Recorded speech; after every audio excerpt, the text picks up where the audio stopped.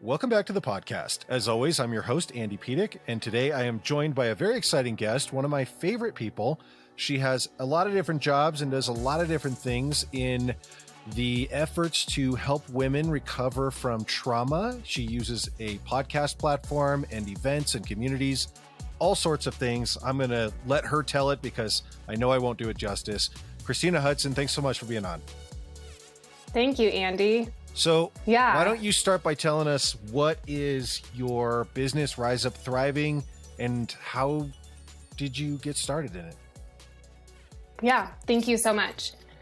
Rise Up Thriving really is my podcast platform, and it started with the idea of wanting to write a book. So before I even thought about doing a podcast, I wanted to do a book for other women who have survived trauma and just help women know that there's so much more to life beyond surviving. And oftentimes after experiencing trauma or significantly challenging events in our lives, we find ourselves in survival mode.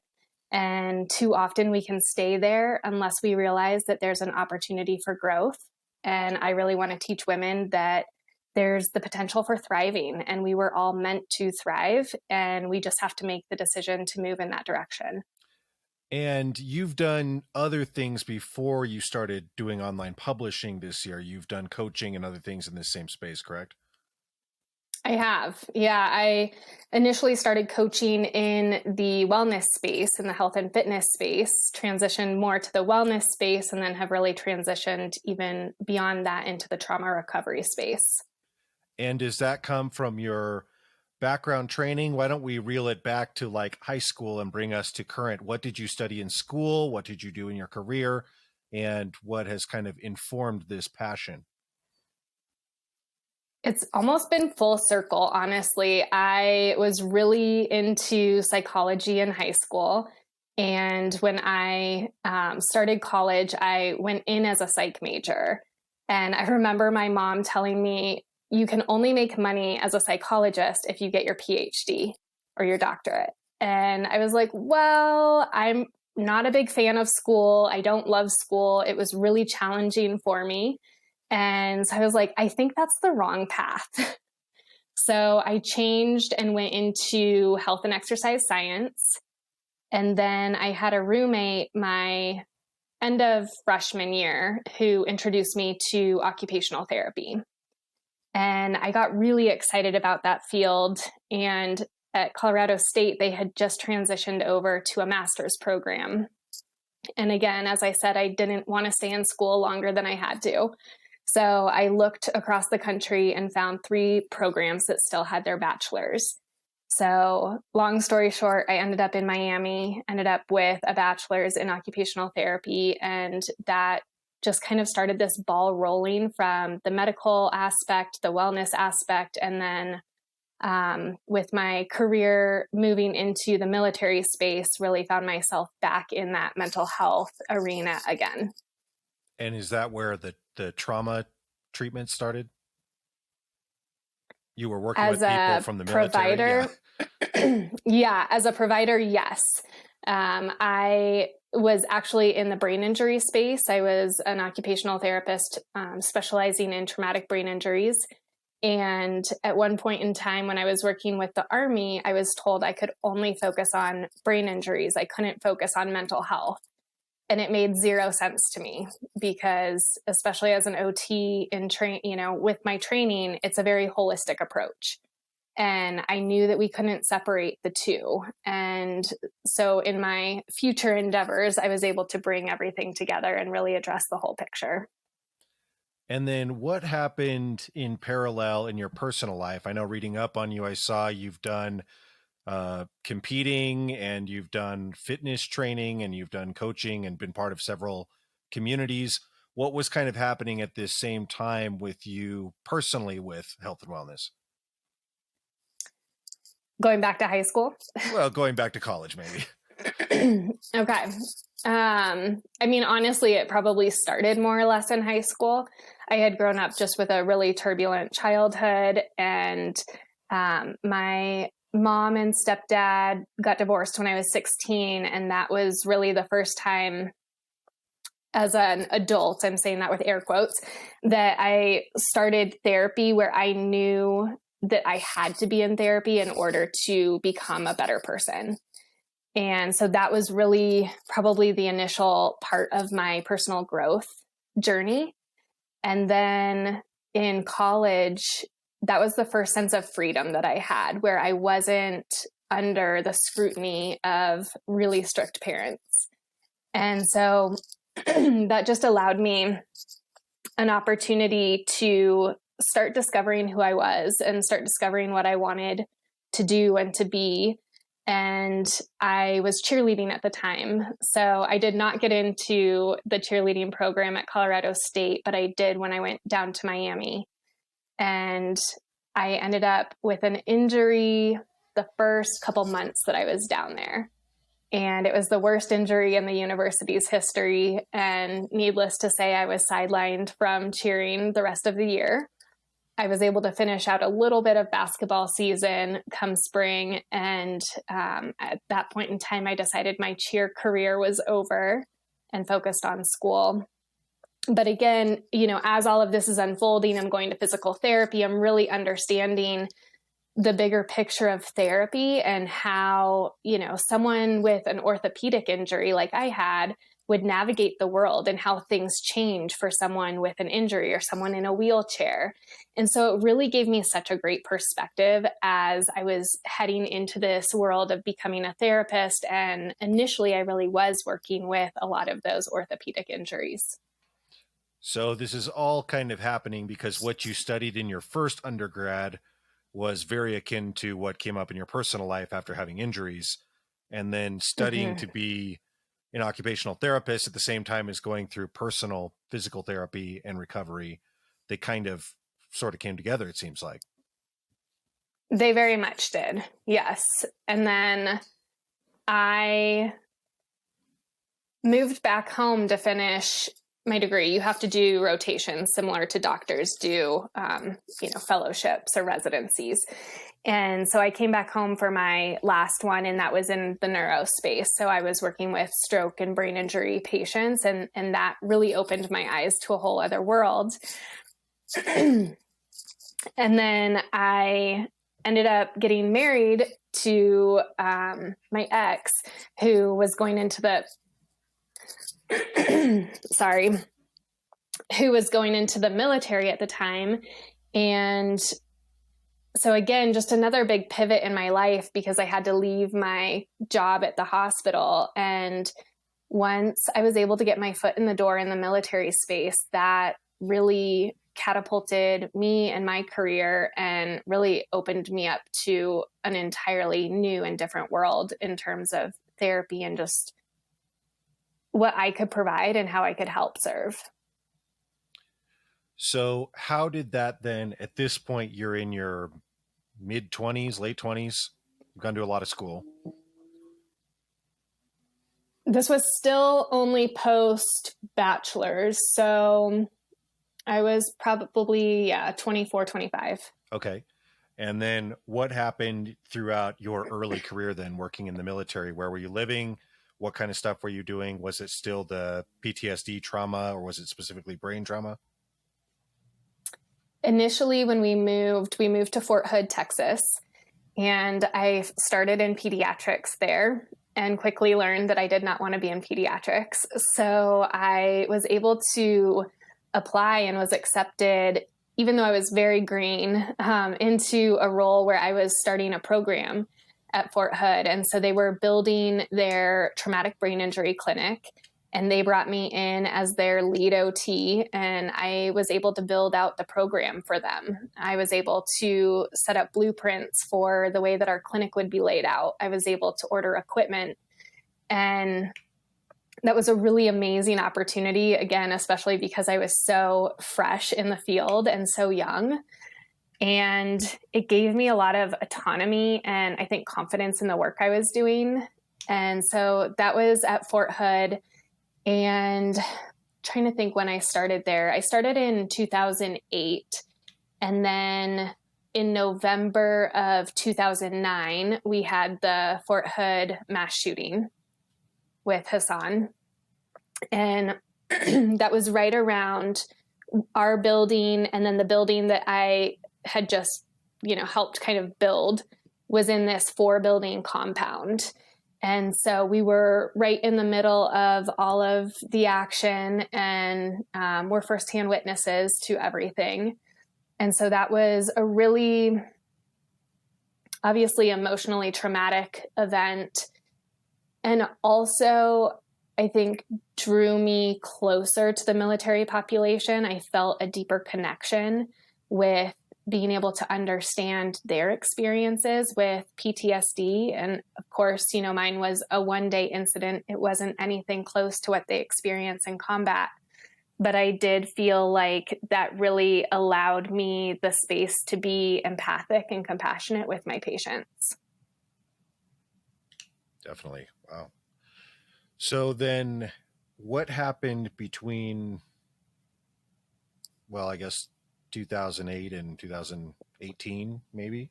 Sounds like I was reading on when you started coaching, so it sounds like it was 4 or 5 years ago. So what happened throughout? Were you there for several years, and did you do the same kind of stuff? I actually left Fort Hood shortly after that. Interestingly enough, I had put in my resignation, and I was supposed to resign 2 days after the shooting. And I was able to stay on for the rest of the month. And then I ended up taking a position down in Tampa, Florida. So I was supposed to start as an occupational therapist at the VA. And I didn't have my start date yet, but things were just aligning in a certain way that we decided to go ahead and move down there anyway. And once we moved down there, they went on a hiring freeze. So I picked up work back in the civilian sector, realized very quickly that was not what I wanted to do, and was able to get a position with an organization called Defense and Veterans Brain Injury Center. And I had the opportunity to wear multiple hats with them. I worked in their research space, I worked in the clinical space, and I worked in the education space. So we were essentially the educators for clinical care and management of traumatic brain injuries across all branches of the military and the VA. So we were the ones putting the guidelines together. We were instructing the senior level leaders within all branches so that they could trickle down the education to their providers. And that was a really special opportunity for me. I ended up in that position for 8 years. And during that time, I was also told that I was being given a position where I needed a master's degree. So I ended up going back to school at the same time and was able to get my master's at the same school that I had gone to for my undergrad. And I did work in parallel that was related to brain injury and PTSD for my master's thesis. Seems like you got thrust into some responsibility positions early several times. Yes, I did. And probably before I would have ever felt ready, which was a good thing. I gained so much experience and am so grateful for everything that was handed to me and the ability to run with it. So you've clearly got a ton of experience and pedigree when it comes to training in trauma and mental health. How did that progress to you wanting to start your own business and work with specific communities? And what brought you back to Colorado? I'll back up a little bit then. So when I was waiting between graduation and being able to sit for my boards for occupational therapy, I picked up a job as a personal trainer here in Denver. And so I was training, and I loved it so much that even when I started occupational therapy at the hospital, I stayed training for as many months as I could juggle the 2 jobs. And after that, I just still fell in love with the fitness space, loved, the gym. And that became a big part of my personal life. And it kind of fell off for a few years. But I kept getting offered or pushed into this idea of competing. So I finally, I'm trying to think when I first competed. I think the first year I competed was 2014. And we're talking about bodybuilding, fitness kind of stuff? Bodybuilding, okay. Yes. So I was in the bikini division of bodybuilding with the NPC. And I wasn't sure if I would like it or not. So I was just dipping my toe in, definitely did not fully commit, did not do what I should have done, but I wasn't sure if I was going to like it. And I ended up loving it. And shortly after that, my ex-husband and I started a business for competitors. And so we had what's called a bod pod. And so we had this mobile bod pod and health coaching business, and the bod pod measures your body fat percentage. So we would take this around, it's this big egg-like contraption that you sit in, and it measures your breathing and your body fat. And so it gives you your resting metabolic rate as well as your body fat percentage, which is really beneficial for the bodybuilding world because your body fat gets so low that a lot of other technologies can't even measure it. Wow. So that was my first, I think, adventure into entrepreneurship, was that business. And then you're right, 2017, I ended up filing for divorce, and I lost the business in the divorce. And then almost 2 years exactly after that, I decided I needed to get back in this space one way or another. And so that's when I started my business, Rise Functional Wellness. And it really was focused on more of a holistic wellness approach rather than a competitive health and fitness approach. So at this point, you're no longer training people one-on-one, but you are helping them in what way? And is it in fact one-on-one? No, it wasn't one-on-one. It's more educational about how to eat for lifestyle, how to work out for lifestyle changes, rather than this idea of weight loss. It was really focused on health and wanting to shift women's mindset from, again, needing to be a certain number on the scale or wear a certain size of clothing, and really emphasize the need to focus on health. And at the same time, I had also noticed a huge trend within the bodybuilding community of women who were diagnosed with autoimmune diseases. And so that was another piece of the education, was why are the percentages so high among those populations? And I started kind of doing my own research, and whether this is true or not, I don't necessarily know. I think it's more theory than anything. But I think a lot of people get into the bodybuilding industry as a coping mechanism. And I think there's a lot of unresolved trauma, and therefore there's still a lot of underlying stress and, again, living in that survival mode. And so when you pair survival mode behaviors with stress-inducing behaviors, such as the bodybuilding competition prep, so really stressing your body out in terms of your workouts, your cardio, depleting any of your nutrients and your food, I think that we just put our bodies into this overload of stress that our bodies essentially break. And so I was really focused on educating women on shifting their mindset and realizing how to come out of that. And if they wanted to be in the competitive space, focusing on health first.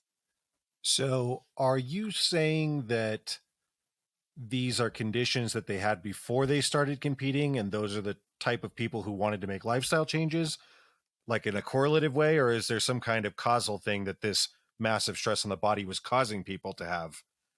Because aren't a lot of autoimmune diseases hereditary? They are. Yeah. And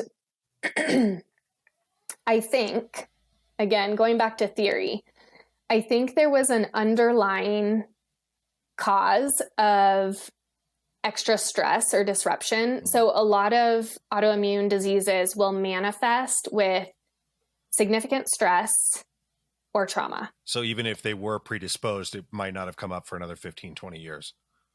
Absolutely. Gotcha. Yeah.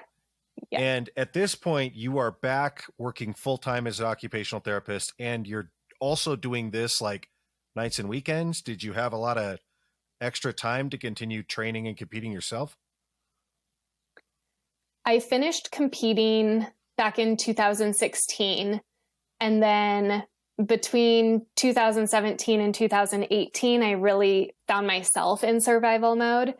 And so I did not have the ability to compete. I was still working with a coach and trying to get my body in the right space, and it just wasn't working. My body was fighting against me. I wasn't working actually as an occupational therapist, and I actually hadn't worked as an OT for quite a while. But I was more in the research and educational space. But then when I came home, I was in sales in 2018. And I'm trying to think time frame. Beginning of 2019, I myself was diagnosed with an autoimmune illness. So that was another precursor, I think, to doing all of this research and really investigating more deeply. And I had multiple doctors. I received multiple consultations and wanted to get different opinions. And every single one of them said that my body had just been so consumed with stress that this was, the break in the camel's back, so to speak.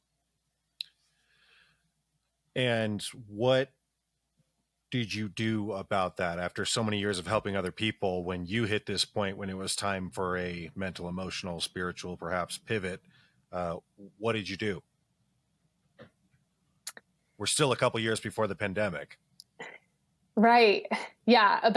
Almost about a year exactly from the pandemic. And I think it was really embarrassing in a lot of ways. And I think there was a lot of shame with it because I thought that I was taking such good care of myself.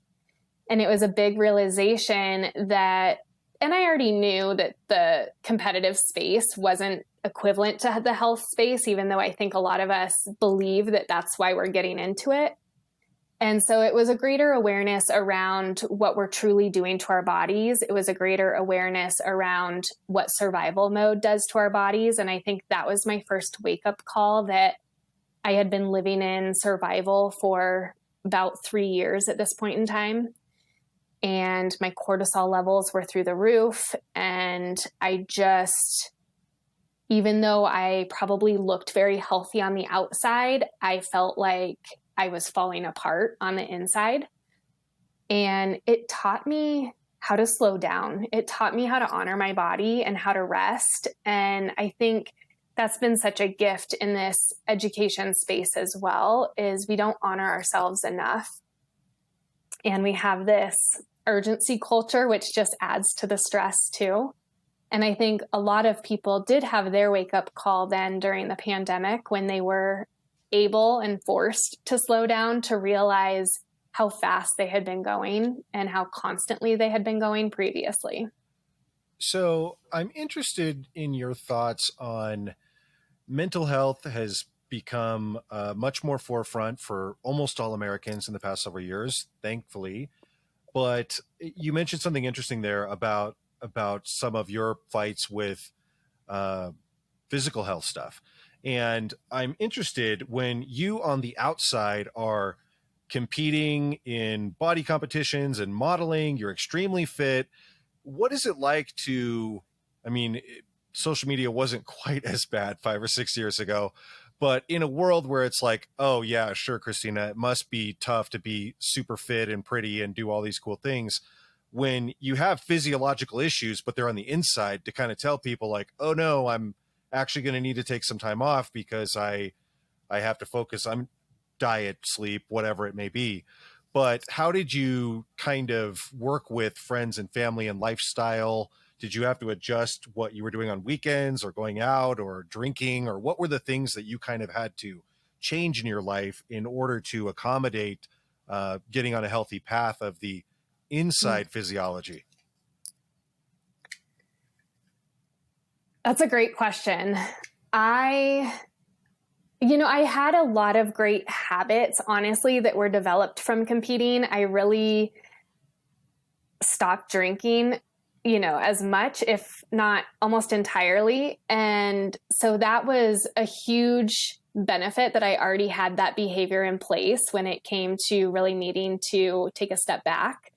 Obviously, alcohol is also another contributor to inflammation, and inflammation is another underlying cause to all of these chronic illnesses.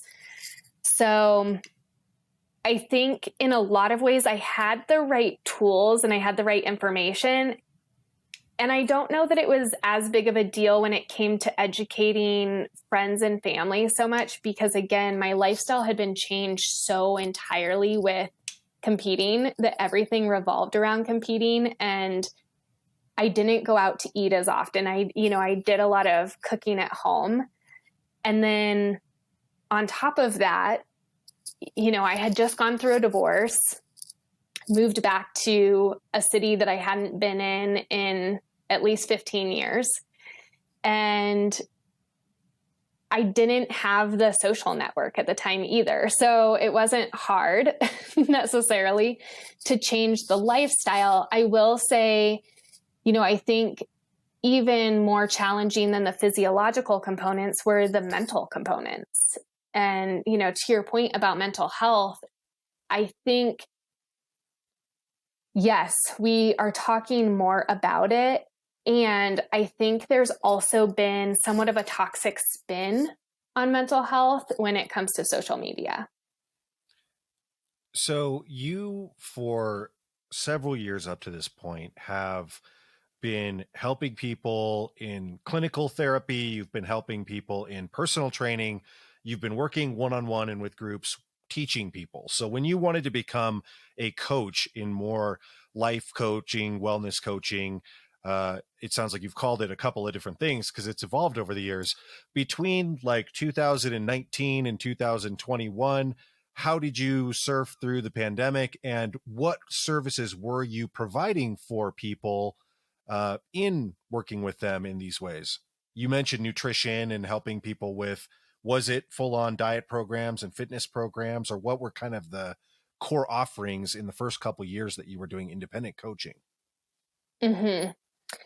Yeah, I was offering nutrition. I wouldn't call them meal plans, but it was more or less like a guide. So it was, these are a lot of the foods that I would recommend, and this is why. I always love backing stuff up with the reason why, because I think if we're just told what to do, I know I'm resistant to that. And I always want to know why do I need to eat these foods? Why are these foods better than those foods?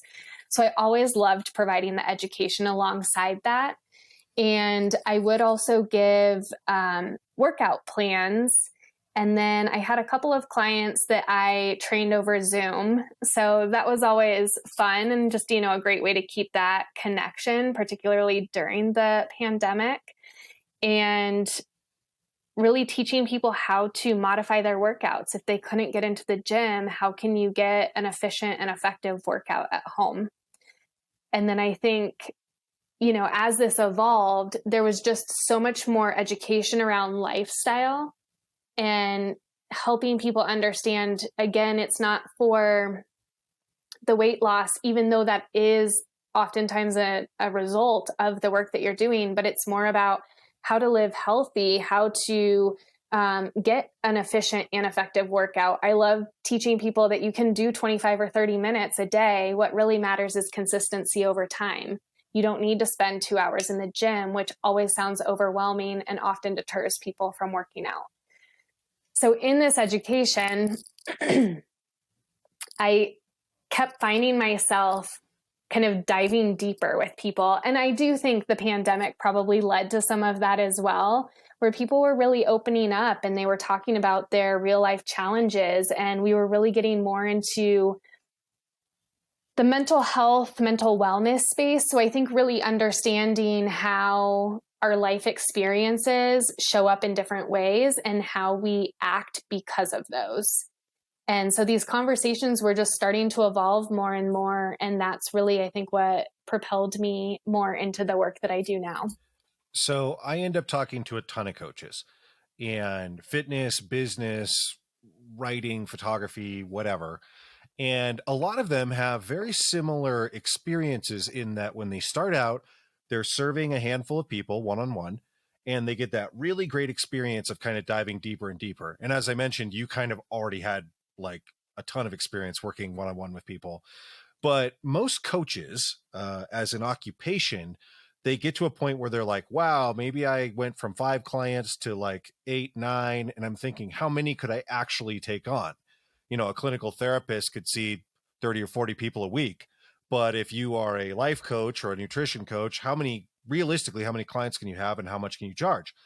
Inevitably, a lot of them end up migrating into trying to curate groups or put on retreats or events because they realize either that it's difficult to get so deep with so many people, or that they want to impact a larger community.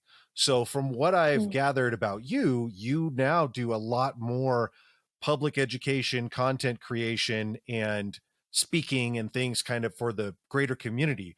What inspired you to go from working one-on-one with clients to this kind of more broad scope? Mine was probably more selfish. Mine was, again, going back to learning how to honor my body when I did have this diagnosis. I will say back at the time when I was diagnosed, I was crying because I was trying to climb a flight of stairs and I was so exhausted that I was actually on my hands and knees to crawl up the flight of stairs. And I just realized how much other people were impacting me and how much energy it was taking away from me, interacting with people that were just draining. And that really moved me into this idea of working less one-on-one. And not to say that I won't do that or don't have the opportunity to do that, but I'm much more mindful about the energies that are exchanged and what I can take on, but also then how that affects how I show up for other people and how I can serve other people. So in addition, I have about 1,000 questions about coaching and what it takes, because I think it takes a lot of patience and a lot of grit. You got into podcasting in the last year or so, and this is another business which we talk about a lot on my podcasts. So what has your experience podcasting been like? And it seems like maybe it's kind of transformed the way you look at your business, at least from what I've surmised. Podcasting is play for me. Yeah. So it's hard for me to pair that with the same bucket of business, but I feel so privileged to be able to have the conversations that I've been able to have and to receive the feedback from the women that I've spoken to for allowing them a platform to share their story. And I got into the space, again, similarly, I think, to the bodybuilding work that I did, but because so many people were kind of pushing me in that direction or kept suggesting that I should have a podcast. And, you know, I had thought about doing this book in the past, and I was like, well, I love to talk. I love talking with other people. So maybe this would be something to try out. And I really wanted to have conversations with others. And it's really been a beautiful unfolding of being able to offer healing through the opportunity for women to share their story. So it's almost a 2-part. The person who's sharing, my guest, who I'm having a conversation with, is having this cathartic conversation where they're actually experiencing some healing for themselves, but also in sharing their story, they're providing healing and resources to the listener. So it's been just a really beautiful experience. And I've been able to speak with women all over the world, all different backgrounds, all different experiences, and really help get the message out about trauma and what it takes to grow after those experiences. So has your podcast, does it feel like, let me backtrack. So for you personally, you keep very busy with running this podcast, growing this brand, Rise Up Thriving, which you've now created into events and other content creation and education. Where do you really hope that your uh, system goes with this platform that you now have, putting on events and having a podcast? I really hope that we can reduce the stigma around mental health and allow people to have more safe spaces where they can ask for help and they can receive the support that they need. And so I think really having these hard conversations, but also helping others understand how they can be compassionate and how they can hold space, which is a really challenging thing to do, I think just creates the ripple effect. And that would be my biggest dream and my biggest goal. And I also have a deeper mission, alongside that, which is also suicide prevention. So again, going back to the military population, suicide is so prevalent within the veteran community. There's approximately 21 to 22 veterans who commit suicide every single day. And I have lost friends and family members to suicide. And I have experienced suicidality myself. And so I think just being able to have these conversations to start normalizing mental health struggles and challenges, and also teaching people that we don't need to fix one another, but we can have compassion for one another and we can be a listening ear. And I just think that we can change the way that we go through life and potentially, through our own healing, create a space where our kids don't have as many struggles as we do. So, assuming that everybody out there is seeking medical attention, including therapy, for any of their specific needs, I like to ask people who have succeeded in coaching, and you've worked in several different avenues of it. What do you say to people who have never invested in a coach before? Maybe even just for personal training. It's, I think a lot of people forget that Tiger Woods has a swing coach. It's kind of like you were mentioning when you were competing in bodybuilding that you were working with a coach. And maybe it's somebody who's telling you a lot of the skills that you already know, but it's someone who's monitoring you from the outside in. It's somebody who is keeping you accountable. What are the values of having a coach, and what would you say to people who have never used one before? Because I know several people who every year they have a different business coach. They just like seek out a different person with a different style so they can reframe the way that they look at their thing. Maybe it's finding the right person that you jive the most with, but maybe it's just learning new organizational sets and challenging yourself to start from scratch once more. What do you say to people that have never had a coach? You mentioned accountability, and I think that is huge. I also think that that is highly acknowledged and nothing new in terms of benefits in coaching. But I also think, to your point, the reason why I hire different coaches is because I want different perspectives. Everybody has a different background. Everybody has different ideas of success or how to go about doing a certain task or skill. And the more I can branch out and widen my network, the more skills and resources I think I can put into my backpack so that I'm more resourceful for myself. So I think it is getting that different perspective. I will also say I've been hearing a quote over and over, and I've heard it from multiple people, so I don't know who the first source was, but it is that your environment is stronger than your willpower. And I love that. And I think it really resonates and also applies to your question, because we can only do so much on our own. And I will say, through competing, through a lot of things that I've done in my life, I think I have a lot of willpower.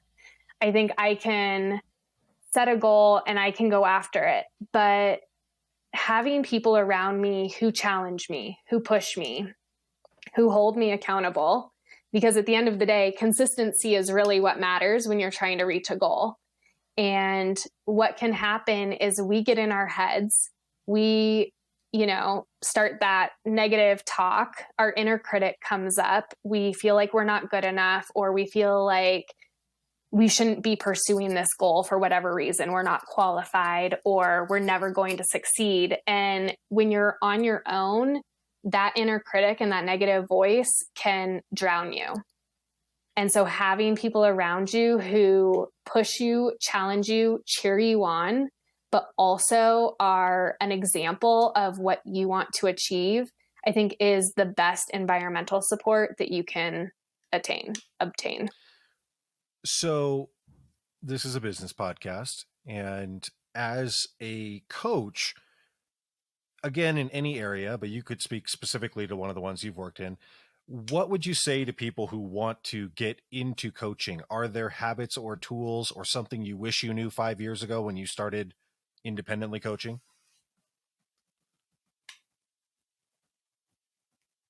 I think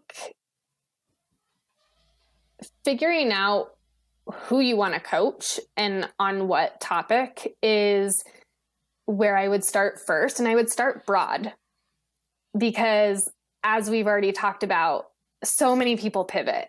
And so I think starting, if you want to go into business, just start getting different resources in business and don't go too deep. Don't stick yourself in a hole too quickly until you know that that's truly where you want to be and where you want to invest your time and your money. And instead, look at the bigger picture, start getting some experience, and figure out where your own niche is going to be before you start deep diving. But then also, once you find the direction you want to go in, I think building as many tools and resources as possible to help support you, but also to help you stand out and stand apart from other coaches in your industry. If people listen to my shows, they've heard me use this example before, but I like to hammer it home because I think it's really important. There's always somebody who knows less than you. So the more self-work you do in physical health or mental health, I always say, if I'm brand new to working out and somebody like Jillian Michaels is 100 and I'm a 0, I don't want to hire a 50. That person might be like training college athletes or something. Like, I'm really intimidated by them. I want to hire somebody who was in my shoes like a year ago, who lost some weight, who didn't know, who maybe was a nerd who played video games, who doesn't come from running in the back or playing sports or whatever, but somebody who has made a self-determination to get something done, has accomplished it, and wants to share the way that normal people do it. Because we can all emulate business people like Jeff Bezos and Steve Jobs, but they got started in a different era with a different kind of funding and a different industry. I want to know from somebody who started a business last year what they're doing with the Facebook algorithm or what they're doing to manufacture. And so there's always somebody who's a couple steps behind you, and there's always ways that you can take your skill sets and teach it to somebody, even if it's a intern or somebody that you advise or mentor. It doesn't need to be coaching for money at first if you're still a 3 and you want to wait till you're a 7 or whatever. So, Kristina, what are some things for mental and physical health that are habits of your day-to-day life that you find help you be most efficient and healthy? I have a routine, and my routine was really built more out of a need for control. And so I tend to wake up at the same time every morning, so usually about 6:30. I really believe in setting 10 minutes aside before I start on any meetings, which also start pretty early. But I like to have 10 minutes of silent time. So I will set my timer on my phone and sit in silence, because I feel like that is what helps set me up for the most successful day. And I walk every single day. So thank goodness for my dog. We go on typically on average 3 miles a day. So that gets me outside, that gets me moving, that gets me some sunlight, some fresh air. I think all of those are critical components to our mental and physical health. And then I also will try to get a 30-minute workout in at some point during the day. I always joke that I'm a 10 to 2 person, so my best hours are between 10 and 2, and I also function the best in the gym, typically during those hours, even though it's not always feasible. I love to unwind at night. So I do have some strict rules around business and what I will allow into my field at night. And so I will not take any calls after 6. So 6 would be the latest call I would take. I have a rule that I have to close my laptop by 8. And then I have to give myself an hour to really just decompress. And so I tend to watch a show from 8 to 9. And then at 9 o'clock, I go upstairs and read in bed for about 30 minutes or so, and then go to sleep. Love that. Daily habits are great. Those of us that are blow like a kite in the wind never find the right amount of time, because I don't want to talk about how available I am to technology or to people. There's a question that I ask everybody that comes on the show. It's a 3-parter. It's kind of fun. This is a business thing. So if you could do any job in the world for one day, you could do anything, what would it be? Have you always wanted to be a professional athlete or an astronaut or something? I always wanted to be an Olympic gymnast. Oof.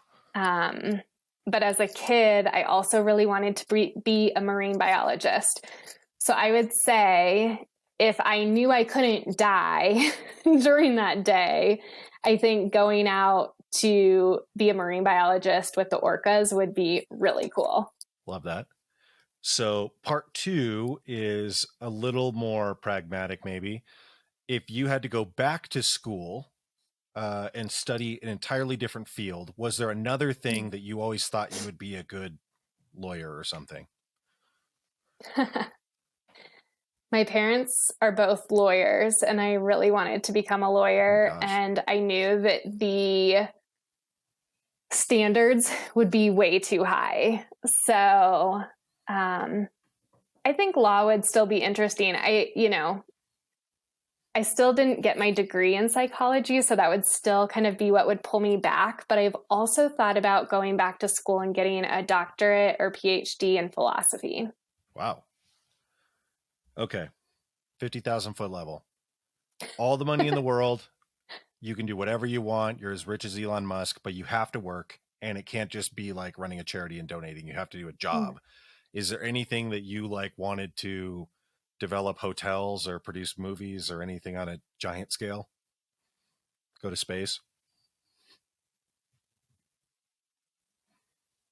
I think with unlimited funds, I love what I do, but I would just love the opportunity to be able to do it from different places. I would love to be able to travel the world. Something on my heart has been to really identify how other people experience healing. And so I would love to go to some of these, areas where there are still tribes and, different cultures, and just see how everybody handles it, because I think we all can learn from one another. And I'm sure there are a lot of areas and different parts of civilization that do it better than we do. So that is just something that I think would be so fun. It's so interesting because I've been asking that one for a couple of years now.